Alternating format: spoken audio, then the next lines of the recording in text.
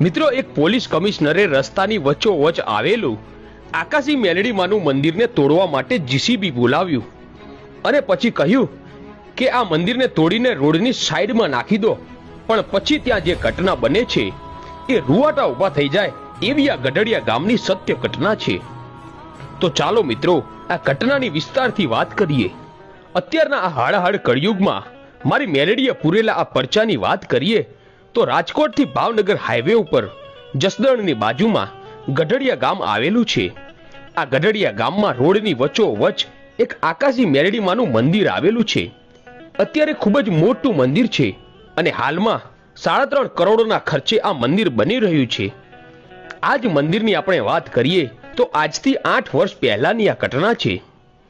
ત્યારે આ જગ્યાએ મોટું મંદિર ન હતું, પરંતુ ત્યારે હાઈવેની વચ્ચોવચ્ચ માં મેલડીની નાનકડી ડેરી હતી અને માં મેલડીનું 3 પાખાડું નાનકડું ત્રિશુલ છે અને એક માં મેલડીનો ફોટો છે. અને આ ગઢડિયા ગામની આકાશી મેલડી રોડની વચ્ચોવચ્ચ બેઠા છે. હવે એક દિવસ સરકારી કર્મચારીઓ રોડ બનાવતા બનાવતા આ મેલડીમાના મંદિર સુધી પહોંચે છે અને ત્યારે રાજકોટના કમિશનર પણ ત્યાં હાજર હતા અને એમની હાથ નીચે આ રોડનું કામ ચાલી રહ્યું છે. અને ત્યારે આ કમિશનર આવીને જુએ છે તો રોડની વચ્ચોવચ્ચ આ મેલડીમાનું મંદિર હતું. એટલે કમિશનરે આખા ગામને બોલાવીને ભેગું કર્યું અને કહ્યું કે એ ભાઈઓ, આ તમારી જે પણ માતાજી હોય એને અહીંથી લઈ લો. અમારે રોડ બનાવવો છે અને જો નહીં લો તો અમારા માણસો હમણાં જ આને ઉખાડીને બહાર ફેંકી દેશે. પણ ત્યારે આખા ગામના માણસોએ હાથ જોડીને એટલું કહ્યું કે સાહેબ, આ તો આકાશી મેલડીમાનું મંદિર છે અને અમારા ગામનો કોઈ પણ માણસ આમાંથી એક સળીએ હલાવી નહીં શકે. અરે સાહેબ, આ માત્ર ગઢડિયા ગામની જ નહીં પરંતુ ચારે બાજુના ગામનું ધ્યાન રાખીને બેઠેલી મારી આકાશી મેલડીમાનું મંદિર છે. ત્યારે પોલીસ કમિશનર બોલ્યા કે આકાશી મેલડીનું મંદિર હોય તો તમે કંઈ જ નહીં કરી શકો? કે ના સાહેબ, અમારાથી કંઈ જ નહીં થાય.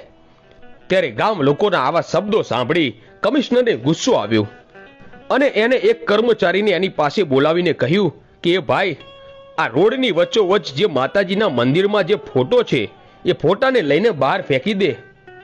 અને ત્યારે એ માણસ ચાલ્યો મંદિર પાસે અને ત્યાં જઈ મેલડીમાના ફોટો હતો એને ઉપાડવા ગયો ત્યાં તો એના હાથ ચોંટી ગયા અને એના હાથ પગ વાંકા વળી ગયા અને એને લકવો પડવા લાગ્યો અને બૂમો પાડવા લાગ્યો કે એ સાહેબ, મને બચાવી લ્યો, મને કંઈક થાય છે સાહેબ, મને બચાવી લ્યો. આમ કહી ધરતી પર ઢળી પડ્યો અને તરફડિયા મારવા લાગ્યો. આ દ્રશ્ય જોઈ ગામ લોકો આકાશી મેલડીનો જય બોલાવે છે. પછી તો કમિશનર આ જોઈ લાલ પીળો થઈ ગયો અને એને વધારે ગુસ્સો આવી ગયો અને ગુસ્સામાં એને જીસીબી વાળાને બોલાવ્યો અને કહે છે, એ ડ્રાઈવર, અહીંયા તારું જીસીબી લઈને આવ અને જીસીબીના પાવડામાં આ મંદિરને ભરીને બહાર ફેંકી દે. ત્યારે જીસીબી વાળો ડ્રાઈવર કહે છે કે ભલે સાહેબ.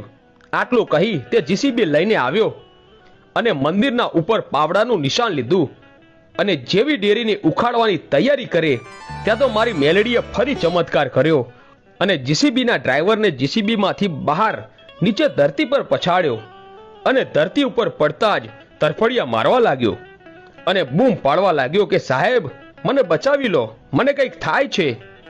પછી તો આ જોઈ રાજકોટનો કમિશનર મૂંઝાણો અને મનમાં ને મનમાં વિચાર કરવા લાગ્યો કે આ મંદિરમાં જરૂર કંઈક છે. એટલે જ મારા માણસોને કમિશનર આવો વિચાર કરે છે. ત્યાં તો એના ખિસ્સામાં ફોનની રિંગ વાગી એટલે એને ફોન ઉપાડીને કાને ધર્યો. એ ફોન એની પત્નીનો હતો. એની પત્નીએ કહ્યું કે સાહેબ, તમે ગઢડિયા ગામ ગયા છો? કમિશનર બોલ્યો, તારે શું કામ છે? કેમ આવા સવાલ કરે છે? નહીં સાહેબ, પણ મારી વાત સાંભળો કે આજે તમે કંઈક મેલડીમાના મંદિર ઉખાડવા ગયેલા છો?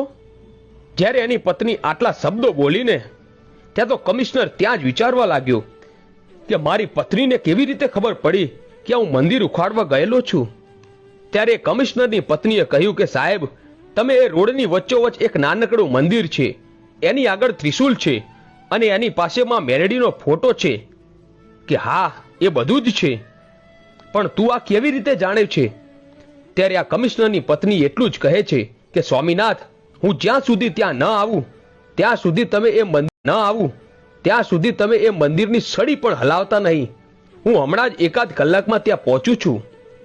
આમ કહી કમિશનરની પત્ની ઇનોવા ગાડી લઈને રાજકોટથી 1 કલાક ગાડી ચલાવતી ચલાવતી ગઢડિયા ગામના પાદરમાં પહોંચે છે અને ત્યાં જઈ પગમાંથી પગરખા ઉતારીને એ નાનકડી ડેરી પાસે જઈ ખોળો પાથરી માં મેલડી સામે 2 હાથ જોડીને કહે છે, હે માં મેલડી, મને માફ કરી દેજે અને મારા ધણીએ જે ભૂલ કરી છે તો એને પણ માફ કરી દેજે.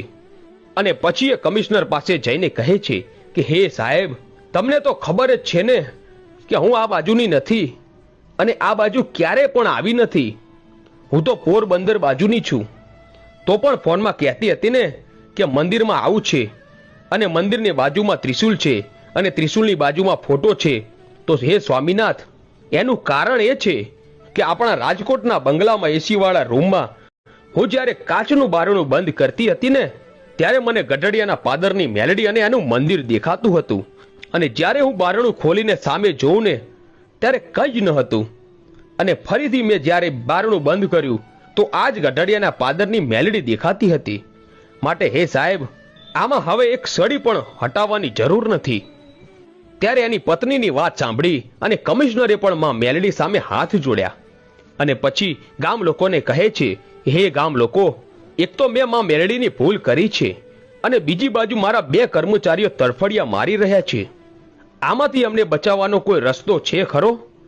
ત્યારે ગામ લોકો કહે છે, હા, એક રસ્તો છે. બોલો, શું છે? કે તમારે ભુવા બોલાવવા પડશે.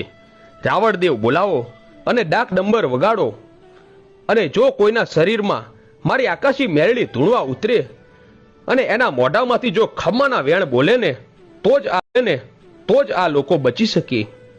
પછી તો કહેવાય છે કે બાજુમાં આવેલા શિવરાજપુરા ગામમાંથી એક રાવણદેવને બોલાવે છે. રાવણદેવ આવીને ડાક વગાડે છે ત્યારે એ રોડની વચ્ચોવચ્ચ મારી મેલડીની સભા જામી છે અને એ ગઢડિયા ગામને પાદરે 800 માણસનું ટોળું જામ્યું છે. રાવણદેવ કાલેરા રાખથી માં મેલડીનું આહવાન કરે છે. ત્યારે કહેવાય છે કે બરોબર બપોરનું ટાણું થયું હતું અને એવા ટાણે ગઢડિયા ગામની સ્કૂલમાંથી છોકરાઓ છૂટે છે અને એ છોકરાઓ ગામના પાદરમાં 800 માણસનું ટોળું ભાડ્યું. એટલે એક છોકરો ઘટના શું બની છે તે જોવા માટે ટોળાની વચ્ચોવચ્ચથી આગળ આવીને ઊભો રહી જાય છે અને ત્યાં બાજુમાં એક બાઈ ઊભી છે અને એને ખોળામાં એક 8 મહિનાનું બાળક છે. એ બાઈ માતાજીના મંદિરની સામે જઈને કહ્યું કે હે માં મેલડી, એક માણસના હાથ ચોંટી ગયા છે અને બીજો જે જેસીબીનો ડ્રાઈવર હતો એ તરફડિયા મારી રહ્યો છે. હે માં મેલડી, જો આ 2 માણસો મરી જશે તો તને જીવનભરનું કાળું કલંક લાગશે. હે માં મેલડી, હવે દયા કર, ખમૈયા કર અને જ્યાં સુધી તું દયા નહીં કરે ને ત્યાં સુધી હું આકાશી મેલડી તારા સોગંદ ખાઈને કહું છું કે મારા દીકરાને ત્યાં સુધી સ્તનપાન નહીં કરાવું. આટલું જ કહેતા રોડની વચ્ચોવચ્ચ બેઠેલી મારી આકાશી મેલડી સાંભળી ગઈ અને સ્કૂલમાંથી આવેલા પેલા 8મા ધોરણના છોકરાના શરીરમાં મેલડીએ પ્રવેશ કર્યો અને એ છોકરો ધૂણવા લાગ્યો. ત્યારે કમિશનર પૂછે છે કે તમે કોણ ધૂણો છો? ત્યારે બાળક બોલ્યો કે હે કમિશનર, હું બાળક નથી બોલતો, પણ ગઢડિયા ગામના પાદરમાં બેઠેલી મેલડી બોલું છું. હે કમિશનર, જ્યારે મારી મેલડીનું મંડાણ માંડ્યું હોય ને તો પછી ઈશ્વરની પણ તાકાત નથી એને ઉખાડી શકે અને તું મારી મેલડીની ડેરીને ઉખાડવા આવ્યો છે. ત્યાં તો કમિશનરે 2 હાથ જોડ્યા. હે મારી ભૂલ થઈ ગઈ. મને માફ કરો. હું હવે આવી ભૂલ ક્યારેય નહીં કરું. ત્યારે મેલડી કહે છે કે હે કમિશનર, તને માફ તો કરું, પણ તે મારી મેલડીનો ગુનો કર્યો છે. માટે હવે તો ગઢડિયા નહીં પણ જસદણની બજારમાં સામયું લઈ આખા ગામમાં ફર અને આખી બજારમાં ફરીને પાછો મારા મંદિરે લાવીને ઊભો થઈ જાય ને તો તને માફ કરું. પછી તો કહેવાય છે કે કમિશનરે જસદણની બજારમાંથી સામયું કાઢ્યું અને મંદિરે આવીને 2 હાથ જોડીને માતા મેલડીને કગરી પડે છે કે બોલો માળી, હવે તારા માટે શું કરું? ત્યારે માં મેલડી બોલે છે કે સાંભળ કમિશનર, હવે મને મેલડીને વાલામાં વાલો તાવો છે. તું મેલડીનો 24 કલાકનો તાવો કર અને તું જીવે કે ના જીવે પણ તારા વંશજોને વર્ષમાં 1 વખતમાં મેલડીનો તાવો કરવા જરૂર આવવું પડશે.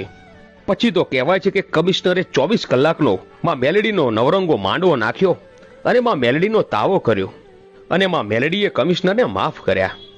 અત્યારે હાલ પણ ગઢડિયા ગામમાં રોડની વચ્ચોવચમાં મેલડીનું મંદિર છે. અત્યારે હાલ 3 કરોડના ખર્ચે માં મેલડીનું મોટું મંદિર બની રહ્યું છે.